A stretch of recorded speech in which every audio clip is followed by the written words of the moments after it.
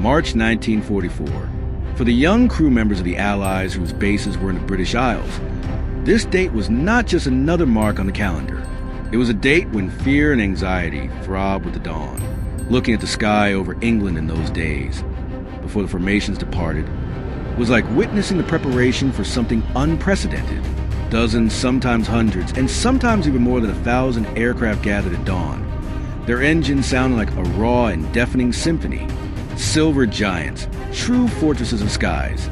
The imposing Boeing B-17 Flying Fortress and the robust consolidated B-24 Liberator, the largest heavy bombing force ever assembled in history, the United States 8th Air Force, or as it would become known, the Aerial Hammer.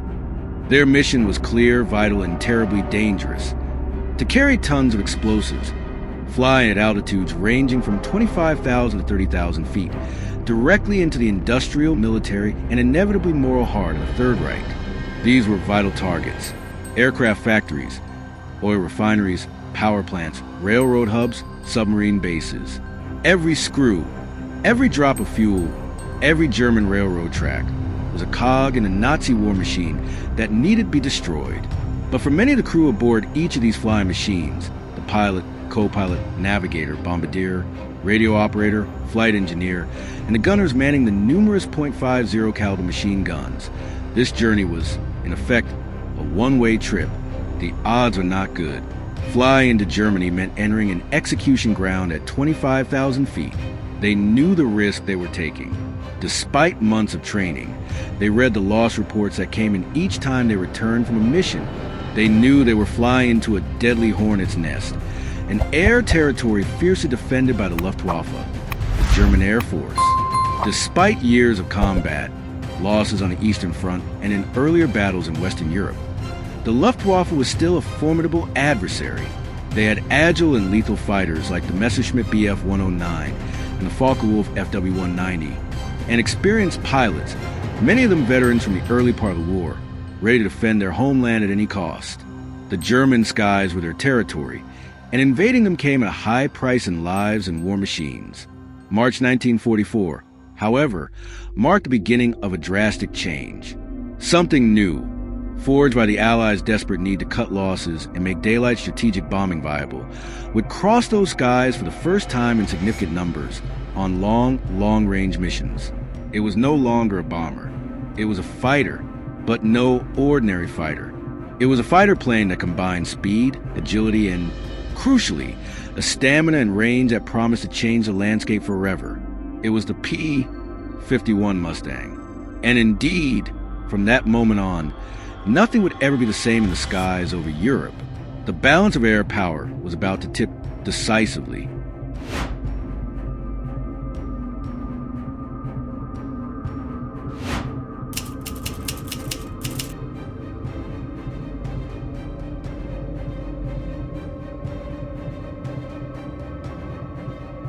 To understand the magnitude of the P-51 Mustang's impact, we need to step back and look at what came before.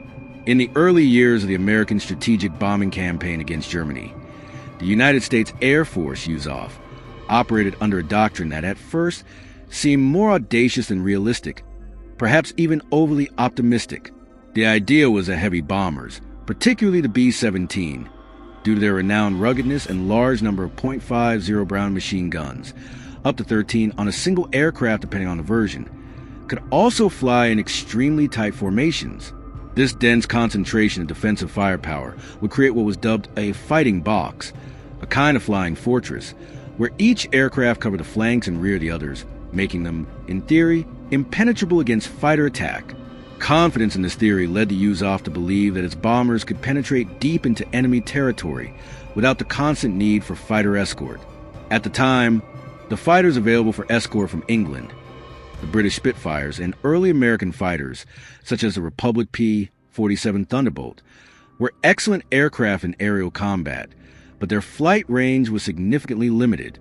They could accompany the bombers only for the first part of the journey, over England, the English Channel, and perhaps a little over occupied France or the Netherlands, but soon their fuel gauges forced them to turn back. This theory clashed brutally with the harsh reality of high-intensity aerial combat over Europe. The Luftwaffe, with its agile Bf-109s and rugged FW-190s, and skilled pilots seasoned by years of war, quickly developed tactics to exploit the vulnerabilities of the fighter box. They found that coordinated attacks, often from the bow, 12 o'clock high, i.e. head-on and slightly above, were extremely effective, as this was an area where the bomber's defensive firepower could not reach, since it was concentrated on the more vulnerable front deck. Attacks by entire squadrons, diving at high speed through the formation, caused damage before the bomber's gunners could become aware and react. The consequences of this formation were devastating. Deep penetration missions became synonymous with sacrifice and high cost. The attacks on the ball-bearing industrial centers at Schweinfurt in August and October 1943 were examples of this. The first raid on Schweinfurt/Regensburg on August 17, 1943, although it hit its targets, cost 60 bombers. But it was a second raid on Schweinfurt on October 14, 1943, that went down in history as Black Thursday. Out of a strike force of 291 B-17s, an incredible 60 were shot down over Germany, and a further 17 were damaged beyond repair and had to be destroyed or scrapped in England. This meant that over 600 crew members were killed, wounded, or captured in a single day. These losses were unsustainable. Bombing bases in England were filled with empty beds, and crew morale suffered a severe blow. It was like sending young men to their deaths without adequate protection. Crucial and symbolically important targets, such as Berlin, the capital of the Reich, remained virtually untouchable by American precision daylight bombing, simply because fighter escorts could not get there and back. The bombers needed a guardian angel who could accompany them throughout the challenging journey. This situation called for an urgent solution, one that could extend the range of Allied fighters by hundreds of kilometers beyond what had been possible until then.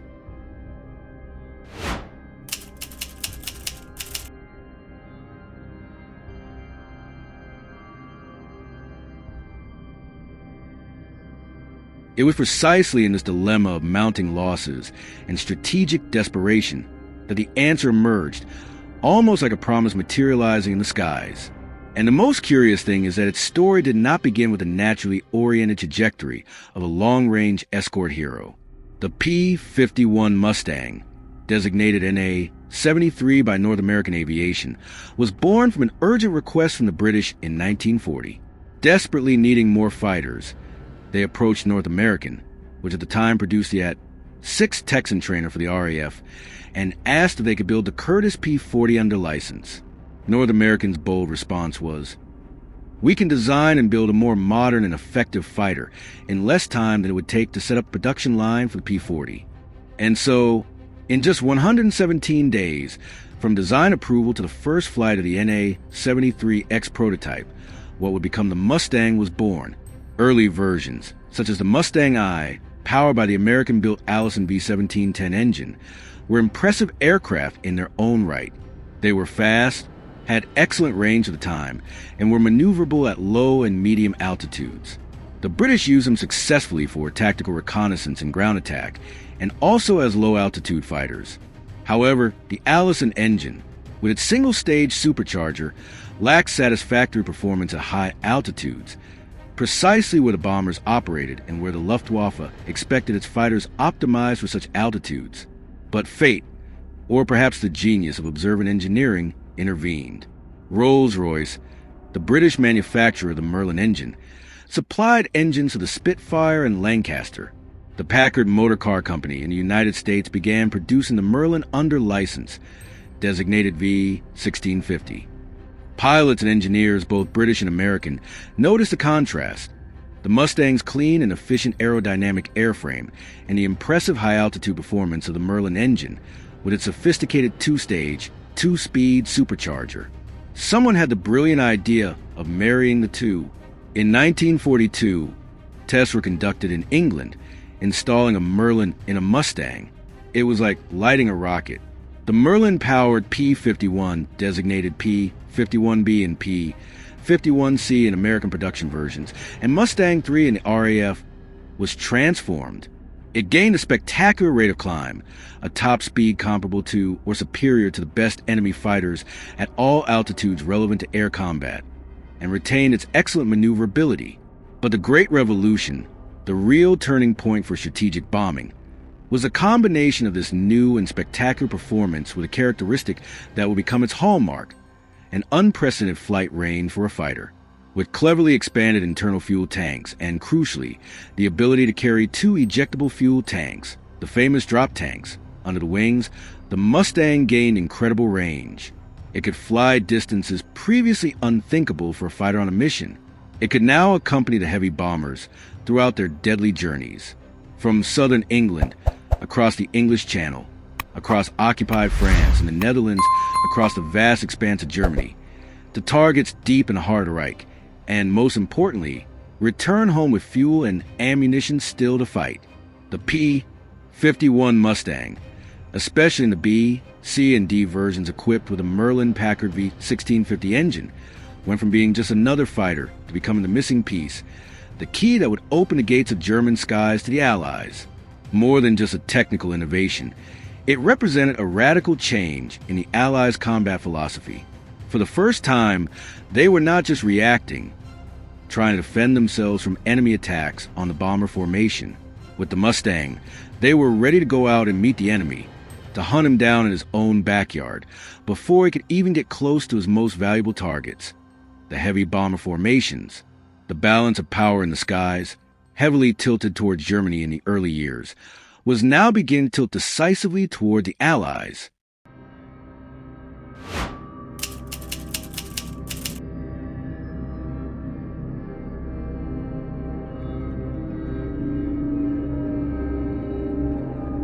At the forefront of this relentless air offensive, the Allied primary instrument for bringing the war directly to Germany was the United States Air Force's 8th Bombardment Group, based at a vast network of airfields scattered across eastern and southeastern England. Known by the nickname the Mighty Eight, this was a massive force. It was organized into divisions, wings, and bombardment groups, numbering hundreds, sometimes over 1,000 bombers and tens of thousands of aircrew and support personnel.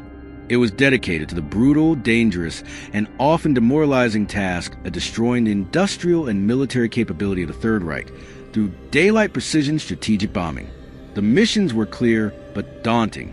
Strike planners carefully selected vital targets that, if destroyed or severely damaged, would cripple Germany's ability to fight.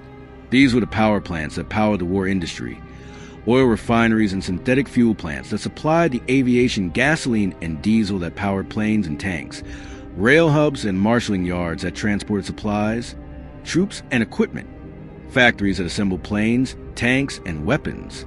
Each target was a vital cog in the Nazi war machine that had to be systematically broken. The fundamental belief behind this strategy was that by destroying this infrastructure, Germany would be forced to its knees, undermining its ability to supply its front lines and defend its homeland. Under command of generals such as Ira Eaker, an early advocate of daylight precision bombing, and later the dynamic and aggressive Jimmy Doolittle, the hero of the daring raid on Tokyo, the 8th Air Group understood that its mission went beyond simply dropping bombs accurately. It needed to cripple Germany, demoralize its ability to fight, and, above all, defeat the Luftwaffe. The enemy air force was not just an obstacle to be avoided. It was a main threat to the survival of the bombing formations and therefore needed to be destroyed. But the brutal reality was that in order to accomplish this mission, to fly hundreds of kilometers into enemy territory, to withstand a fire of anti-aircraft artillery, the dreaded flak, and most importantly, to survive the relentless and well-coordinated attacks of German fighters, the air hammer needed constant, effective, and long-lasting protection. They needed escort fighters that could accompany them not only on the first part of the journey, but throughout the entire journey, from the departure from England, over the target in the heart of Germany, and also during the long and vulnerable route back.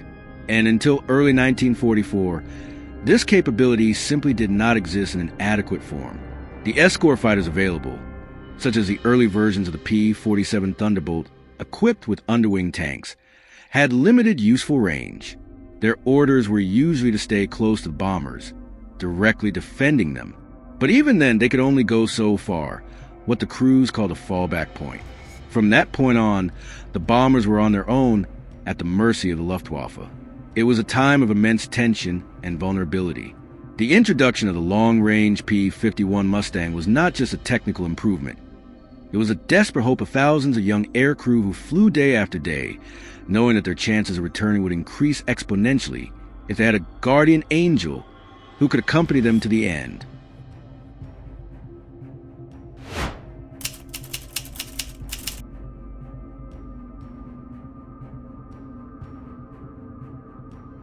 In March 1944, the stage was set for a decisive confrontation. The 8th Bombardment Group, with its B-17s and B-24s already veterans of countless brutal missions, prepared for what would be one of the most dangerous, heavily defended, and symbolically charged targets in all of Germany. Berlin, the capital of the Reich, the backbone of Hitler's power. Attacking Berlin in broad daylight was an immense logistical and tactical challenge, an act of audacity that would force the Luftwaffe to defend itself with everything it had, mobilizing every available fighter unit. The planners knew this. But this time, something crucially different.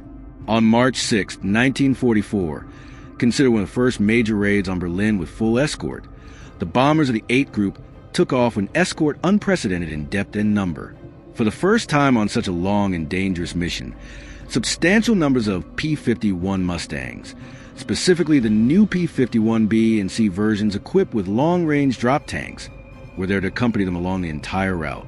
The promise of total protection, to go and return with the bombers, was about to be tested in the harshest scenario. The German reaction was extremely furious.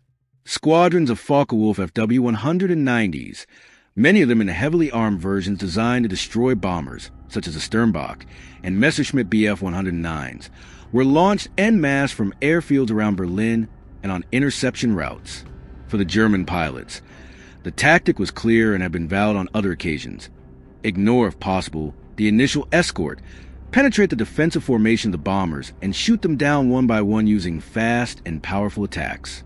They expected to encounter, as they had so often before, escort fighters that would soon turn back due to lack of fuel as they approached the heart of Germany. But the surprise was brutal. This time, the escort fighters not only stayed, but also advanced into combat with unexpected ferocity and effectiveness. Entire squadrons of P-51s, agile, fast, and with plenty of range to maneuver and pursue, found the Germans far from the bomber formations. The Mustang pilots, many of them eager to finally engage the Luftwaffe on equal or superior terms, attacked aggressively. The skies over Berlin and its surroundings exploded in intense, prolonged, high-speed dogfights that stretched for hundreds of kilometers as the Allied fighters pursued their opponents. For the first time on a significant scale, Luftwaffe pilots were at a distinct tactical disadvantage against long-range escort fighters who could now fight on their own terms, at the altitudes and speeds ideal for high-intensity air combat. The P-51 proved superior in speed, operational ceiling, and, crucially, endurance in sustained combat. It was a stunning turning point. Berlin felt the brunt of the daylight bombing, yes, with bombs falling on its targets. But more important, strategically, was what happened in the skies. German fighters, which had previously operated in relative tranquility once the short-range escort had withdrawn, were now intercepted, aggressively engaged and destroyed in significant numbers, long before they could reach the B-17 and B-24 formations. Significantly more bombers, and more importantly, their crews, made it back to England that day, a silent but powerful testament to the transformative impact of the Mustangs. The tide had turned. The Luftwaffe no longer faced just defending bombers. It now faced long-range predators, led by aggressive pilots determined to clear the skies and ensure safe passage for the air hammer.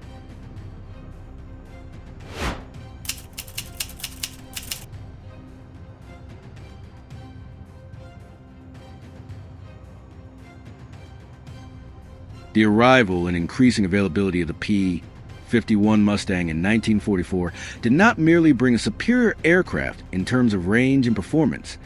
It imposed a brutal and necessary redefinition of Allied air combat doctrine itself. Consider this. Until then, the primary strategy for escorting heavy bombers had been essentially defensive. Under the previous command of the 8th Air Force, the few long-range fighters available, such as early versions of the P-47 with fuel tanks, were given strict orders stay close to the bombers, fly in tight formations alongside them. The absolute priority is direct protection of the formation, sacrificial if necessary. This approach, while well-intentioned in the desire to protect the crews, severely limited the operational capabilities of Allied fighters. They were, in essence, watchdogs on a leash, flying at a speed and course dictated by the bombers, watching the German Predators circle, looking for gaps, unable to pursue these attackers deep into the formation where they might have a tactical advantage. This strategic passivity, in the words of many pilots and planners, was costing lives. However, this strategic passivity changed radically with the arrival of General Jimmy Doolittle to command the 8th Air Group in early January 1944. Doolittle, a leader legendary for his daring, the Tokyo raid of 1942, and an aeronautical engineer by training, understood the fundamental flaw in the previous approach. Jimmy realized that it was not enough to merely protect the bombers passively. They had to destroy those who were actively attacking them. The primary priority was no longer the immediate, localized security of the bombing formation. It was a systemic elimination of the enemy fighter force, the Luftwaffe, wherever in the sky it could be found. Thus was born the revolutionary tactic of free hunting or rover patrols. Mustang pilots, now with autonomy to go far beyond their previous limits, received a new and exciting order. Find the German fighters wherever they are. Don't wait for them to come to you. Go after them. Mustang patrols were sent ahead of the bomber formation on the flanks, or even waiting along the likely German interception routes. Their mission was clear: to engage and destroy the enemy fighters before they could even get close to the B-17s and B-24s. They could intercept the Germans on takeoff, at their assembly points, during their climb to intercept, or even chase them back to their bases to attack them as they landed or taxied. This change freed up Mustang pilots.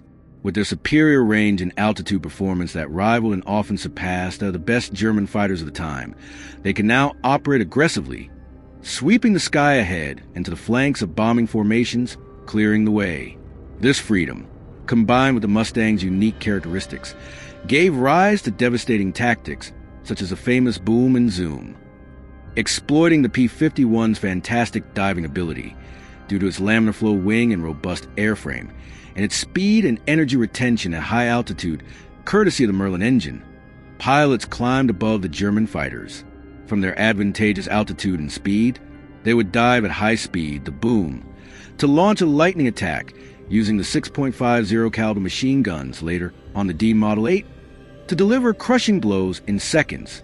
After the attack, they used the energy and speed gained in the dive to quickly climb back to the altitude from which they had come, out of range of enemy response, the zoom. This was a fast, lethal attack that maximized the Mustang's qualities against less powerful fighters in climb or slower dives, and which were difficult for the Luftwaffe to counter effectively.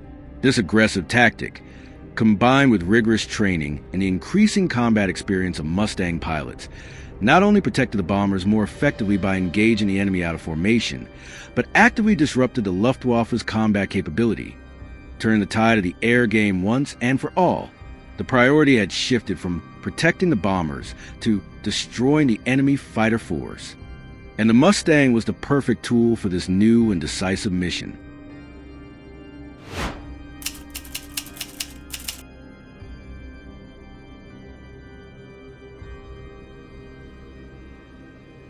The direct consequence of this new strategy, driven by the massive and growing presence of the P-51 Mustang, was a radical change in the nature of air combat over the Third Reich from 1944 onwards. Battles ceased to be primarily defensive battles confined to the immediate vicinity of bomber formations. They became true long-range hunts, extending over hundreds of square kilometers over Germany and the occupied territories. The skies over Germany, which for years had served as a sanctuary where Luftwaffe fighters could operate in relative peace once the short-range Allied escort fighters had reached the limits of their range, now became a vast battlefield where the initiative increasingly belonged to the Allies. The Luftwaffe, sensing the growing threat from the bombers attacking the industrial and political heartland of Germany, was forced to respond with everything it had. They drew on their most valuable assets, their most experienced veteran pilots, many of them aces with dozens or even hundreds of victories under their belts, who had dominated the skies in the previous years. They adopted aggressive tactics, often coordinated by radio, trying to concentrate forces at certain points to overwhelm the escorts, or using heavy attack formations to break through the bomber defenses, such as the aforementioned Sturmgruppe with armored FW-190s armed with heavy cannons, or formations of Zerstorer twin-engine heavy fighters. However, they now face an adversary that could not only go where they were, close to their bases on their climb routes, but that was also lethal in direct combat. The Mustang, with its combination of agility, speed, rate of climb, and substantial firepower, 6 or 8.50 Browning machine guns, which fire hundreds of shells per second, each capable of ripping apart an enemy fighter's fuselage, was a formidable adversary in a dogfight. The dogfights over the Reich became incredibly intense, dynamic, and dangerous for both sides. It was no longer just the slow and vulnerable bombers that were in danger. Now it was the German fighters themselves that became the main prey of the free-range patrols. Allied reports in the time often describe aggressive encounters, Mustangs diving from high altitude, chasing Bf-109s or FW-190s, maneuvering at high speeds, unleashing deadly bursts. Among the wreckage that fell in spirals of smoke and flames from the skies over Germany from 1944 onwards were not only B-17s, or B-24s hit by anti-aircraft fire, or by fighters that managed to escape their escort. There were increasing numbers of FW-19s, Bf-109s, and, surprisingly for the German pilots, even night fighters, some of which were Bf-110s or Mi-410s, or other Luftwaffe aircraft that were caught out of position or during vulnerable phases of flight, such as takeoff and landing. The air superiority that Germany had painstakingly built since the mid-1930s, perfected during the Spanish Civil War and consolidated in the early years of the Second World War, began to crumble in midair under the relentless assault of the Mustangs and the new tactic of free hunting. The Allied pilots, previously focused primarily on surviving the journey, now had the tools, the tactics, and the freedom to dominate, actively hunting down the enemy fighter force and turning the tide of the air war for good. The initiative in the air had finally and decisively shifted.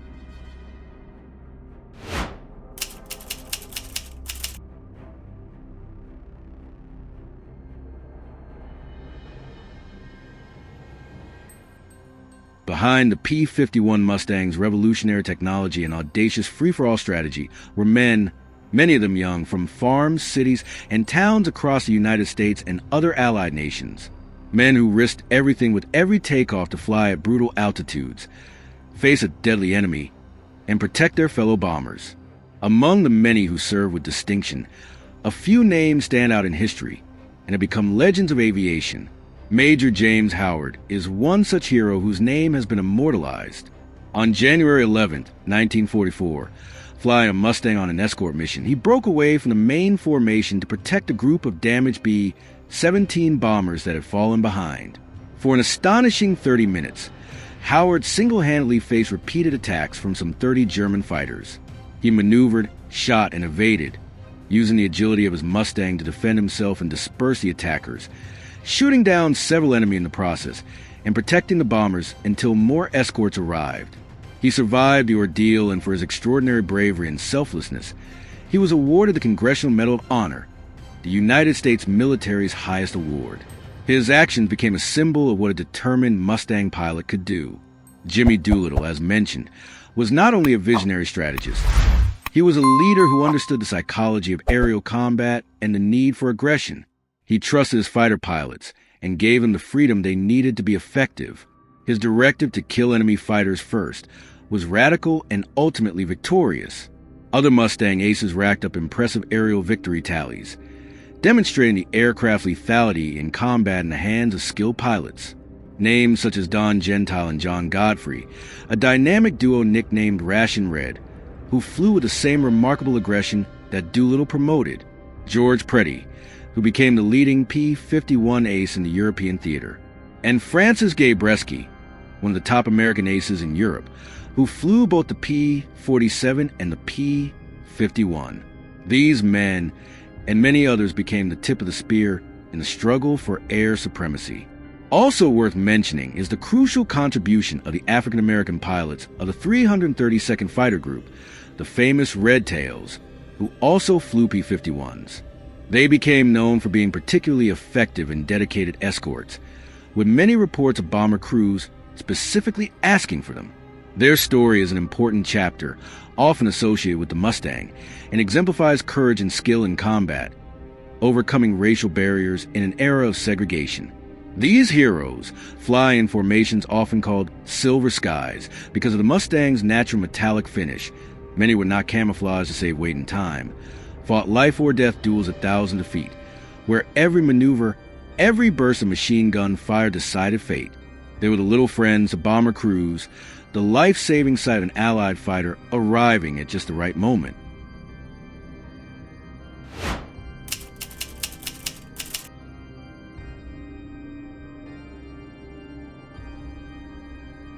The success of the Berlin mission in March 1944, and those that followed with full Mustang escort, did not go unnoticed. For the Allies, the high command of the USAF and the ARV, which also operated Mustangs, understood that they finally had the tools and tactics to contest and dominate the skies over Europe decisively. From then on, the scale and frequency of deep penetration attacks increased exponentially. Planners could now send bomber formations against increasingly vital and protected targets in the heart of Germany, confident that they would have adequate protection throughout the mission. For the Luftwaffe, the impact was devastating. The attrition rate of its pilots and aircraft increased dramatically and became unsustainable. German fighter squadrons, which had previously been able to choose the time and place of engagement with the unprotected bombers, were now constantly intercepted and engaged by Mustangs before they even reached their primary targets. Within months of the mass introduction of the Mustang and the long-range escort role and the implementation of the free fighter tactic, the once feared German fighter force was struggling desperately to maintain a minimum operational strength. The German inability to replace its losses in experienced pilots was the hardest blow. Training a competent fighter pilot took time and resources.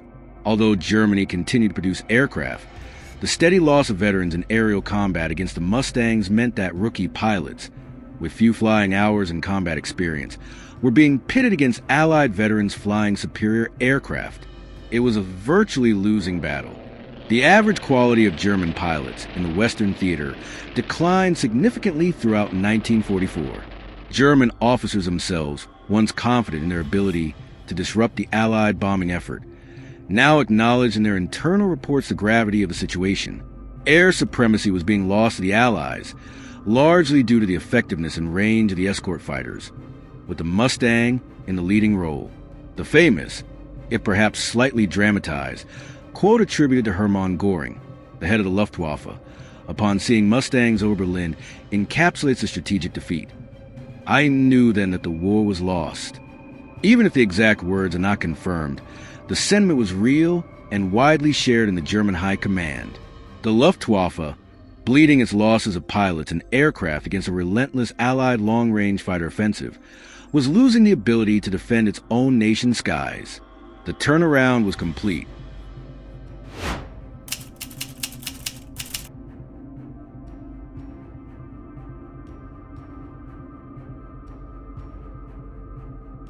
With the skies over Germany and Western Europe increasingly dominated by the Allies, a supremacy achieved largely by the P-51 Mustang and a free fighter strategy, the freedom of action for bombers increased exponentially.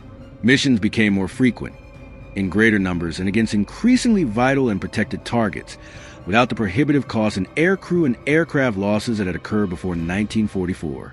Germany's supply lines were severely disrupted. Rail transport, the logistical backbone of the country, became a nightmare under constant air attack, not only by bombers but also by escort fighters such as Mustangs on their return or free fighter missions, attacking trains, vehicles, and infrastructure with their .50 caliber machine guns. German arms production, though remarkably resilient under bombardment, gradually collapsed due to the destruction of key factories, oil refineries, the number one priority from mid-1944, and energy centers. The lack of aviation fuel, directly linked to the success of attacks on refineries protected by long-range escorts, was a crucial factor in the destruction of the Luftwaffe at the end of the war. In addition to protecting the bombers, The Mustangs and their free hunting and ground attack missions destroyed enemy aircraft directly at their own airfields, catching them on the ground during takeoff or landing, and attacked any target of opportunity that posed a challenge to Allied control of the air. The airspace over Western Europe was effectively cleared of much of the Luftwaffe's organized opposition during the day. This achievement of daytime air supremacy was more than just a victory in the air. It was a sine qua non that set the crucial stage for the largest amphibious military operation in history. D-Day, the Allied invasion of Normandy on June 6, 1944. Without the total air superiority guaranteed by long-range fighters like the P-51 Mustang, the success of the Allied landings in Normandy would have been infinitely more difficult, if not impossible. The Luftwaffe would have been able to strike the massive invasion fleet in the English Channel and the vulnerable Allied troops on the beaches and inland of Normandy with devastating force. German ground forces could have moved freely to reinforce their defenses without fear of massive air attack. The P-51 Mustang did not just escort bombers on their missions of destruction. It escorted the Allied victory in Europe itself. Within months of its mass introduction into the long-range escort role, it had become the symbol of the turning point in the air, the embodiment of the Allied ability to take the fight straight to the heart of the enemy, overwhelm his defenses, and destroy his ability to wage war. A sleek and deadly fighter that combined cutting-edge technology, an aggressive air combat strategy, and the unwavering courage of the men who flew it. The P-51 Mustang has carved its name in history not only as one of the greatest fighter aircraft of all time, but as the wild horse that made it the dominant predator, the guardian angel of the bombers, and the key that opened the sky to Allied victory in World War II. Its roar over Europe in 1944 was the sound not just of battle, but the balance of war tipping decisively toward freedom.